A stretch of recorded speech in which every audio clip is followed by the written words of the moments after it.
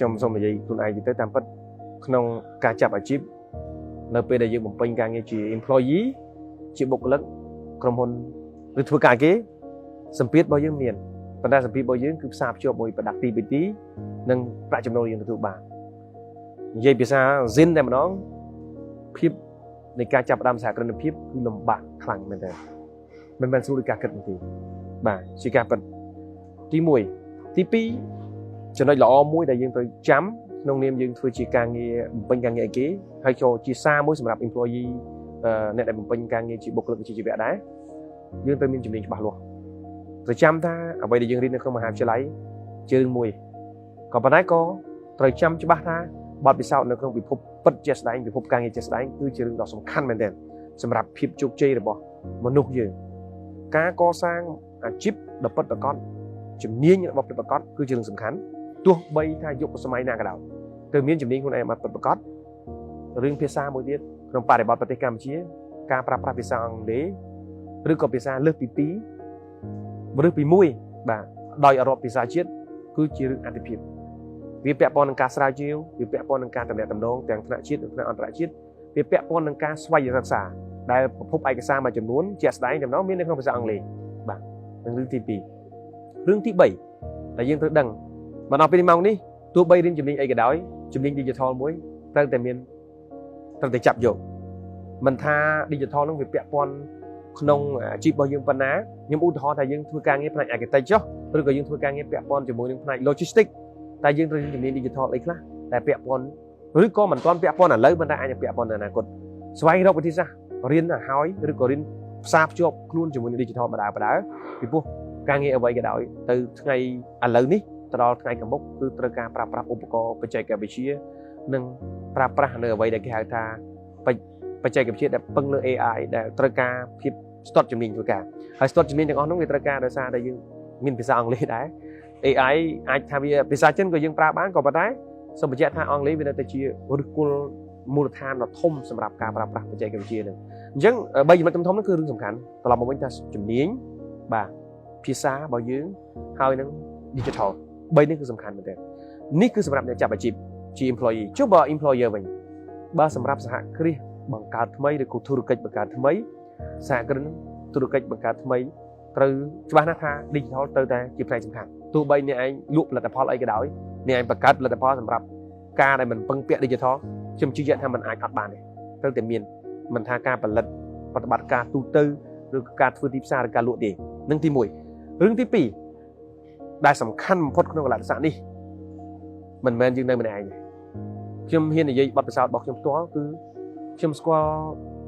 គេហៅថា network ដែលគុណតម្លៃរបស់នៃពាក្យថា network មិនមែនទីផ្សារបណ្ដាញទេប៉ុន្តែគឺទំនាក់ទំនងនឹងនិយាយសួរស្ដាប់ទំនាក់ទំនងដែលមានគុណភាពពិតជាជួយយើងបានច្រើន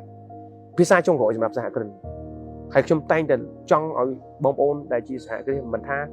សហគ្រិនបង្កើតថ្មីឬក៏សហគ្រិនដែលបង្កើតយូរហើយទេត្រូវចាំថាយើងមិនមែនប្រកួតប្រជែងតែក្នុងស្រុកខ្លួនឯងយើងត្រូវការគិតយើងត្រូវការកំណត់យើងត្រូវការទស្សនៈទានដែលការអភិវឌ្ឍអាជីវកម្មរបស់យើងក្នុងក្របខ័ណ្ឌអន្តរជាតិទោះបីមិនគិតទៅដល់អន្តរជាតិប៉ុន្តែដាក់ចក្ខុវិស័យឲ្យហើយពីព្រោះយើងមិនមែនប្រជែងតែក្នុងស្រុកខ្លួនឯងទេត្រូវចាំថាអ្វីដែលយើងកំពុងធ្វើរាល់ថ្ងៃទី1គឺជាមួយប្រជែងយើងខ្លួនឯងបាទយើងប្រជែងខ្លួនឯងមានរឿងជាច្រើនខ្ជិលមិនចង់ motivational skill មានរឿង stress មានរឿងអីច្រើនអាហ្នឹងរឿងប្រជែងខ្លួនឯងខ្ញុំមិនសូមនិយាយហ្នឹងទេប៉ុន្តែប្រជែងបន្ទាប់គឺប្រជែងក្នុងចំណោមសហគ្រាសក្នុងស្រុកដូចគ្នាហើយប្រជែងថ្នាក់ទី3នេះគឺថ្នាក់តំបន់ព្រោះយើងមានតំណែងយ៉ាងច្រើនដែលសេវាកម្មជាច្រើនដែលយើងមិនបានដាក់ព្រំដែនឬក៏របាំងមិនឲ្យគេលោតចូលបានទេព្រោះយើងទីសេដ្ឋកិច្ចទីផ្សារសេរីអញ្ចឹងយើងត្រូវការពង្រឹងការគិតរបស់យើងឲ្យបែបជាលក្ខណៈ beyond of Cambodia អញ្ចឹងផ្នត់កំណត់សំខាន់ណាស់បើយើងអត់បានស្គាល់នៅអ្វីដែលជាទស្សនៈទាននឹងការ style ឬក៏គេហៅថាចរិតថ្នាក់បែបសកលលក្ខណៈនៃការដឹកនាំបែបសកលទេយើងក៏អាចដែរបានខ្លីដែរដែលបានចិត្តដែរដោយសារគេនិយាយថាម៉េចថានៅក្នុង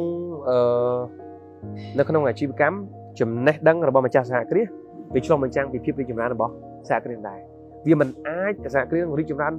ផុតដែននៃចំណេះដឹងរបស់ម្ចាស់សហគ្រាសទេបាទនេះគឺជាសារសំខាន់មែនទែនសម្រាប់ SME របស់យើងហើយនឹងសហគ្រាសបង្កើតថ្មីបាទខ្ញុំគិតថាអ្នកដែលបង្កើតអាជីវកម្មថ្មីថ្មោង គឺគាត់ដាក់សម្ពាធខ្លួនឯងខ្លាំងទាំងខ្ញុំទាំងគេក្នុងការចាប់ដើមពី3ឆ្នាំដំបូង5ឆ្នាំចុះក្រោមគឺសម្ពាធខ្លាំងមែនទែនសម្ពាធទៅលើបទពិសោធន៍សម្ពាធទៅលើបញ្ហាទុនសម្ពាធបញ្ហាលក់ដូរសម្ពាធបញ្ហាច្នៃប្រឌិត innovate សម្ពាធក្នុងការបង្កើត network រឿងជាច្រើនដែលយើងត្រូវកសាងដូចចូលថ្នាក់មហាវិទ្យាល័យថ្មីថ្មោងអញ្ចឹងមហាវិទ្យាល័យនៃធុរកិច្ចពិតប្រាកដបាទអញ្ចឹងខ្ញុំមើលឃើញថាអានេះជារឿងសាមញ្ញធម្មតាដែរហើយយើងមិនអាចមាន short cut ទេអត់មានផ្លូវដើរកាត់ទេតែវាមានវិធីខ្លះដែលអាចលឿនជាងមុនប៉ុន្តែមិនមែនដើរកាត់បានទេមិនអាចគេចាប់ដើម5ឆ្នាំហើយយើងចាប់ដើមក្រោយ1ឆ្នាំក្រោយគេនឹងទៅទាន់5ឆ្នាំវាអាចទាន់ដូចគ្នាក៏ប៉ុន្តែខ្ញុំនិយាយជាតថភាពពិតថាវាមិនស្រួលដោយការគិតរបស់យើងទេប៉ុន្តែរឿងមួយដែលខ្ញុំចង់ឲ្យសហគ្រិនគាត់ត្រូវតែគិតនឹងខ្វាយខ្វល់គឺសុខភាពផ្លូវចិត្តរបស់ខ្លួនបាទអញ្ចឹងវាអត់ត្រឹមត្រូវយើងត្រូវការគ្រប់គ្រងអារម្មណ៍របស់យើងខ្លាំងណាស់បាទនោះទី1ជាងទី